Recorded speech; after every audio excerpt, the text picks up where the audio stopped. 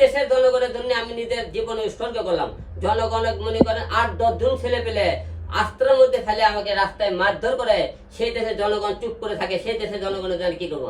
আমি মারা গেলে আমার মাকে দেখার মতো কেউ নাই যে আমি ছেড়ে রাজনীতি করবো, যে আমার পরিবারকে দেখার মতো কেউ নাই। কারণ এই দেশের জনগণ ওপেনতে আমাকে মারতেছে, ফুটেজ লেগে গেলে জনগণের সামনে সে আমাকে মারধর করতেছে, তার বিচার পাইতেছে না। তাহলে দেশের জনগণের নামে আর কি আমাকে না কথা। আজকে আপনাকে ফারুক কেন কথাবার্তা বললাম? এই এত কদিন বললাম না, আমি তো একদম চুপ হয়ে গেছিলাম। আজ কেন কথা বললাম? আমাকে না কেন স্টার্টার দেওয়া হইতেছে?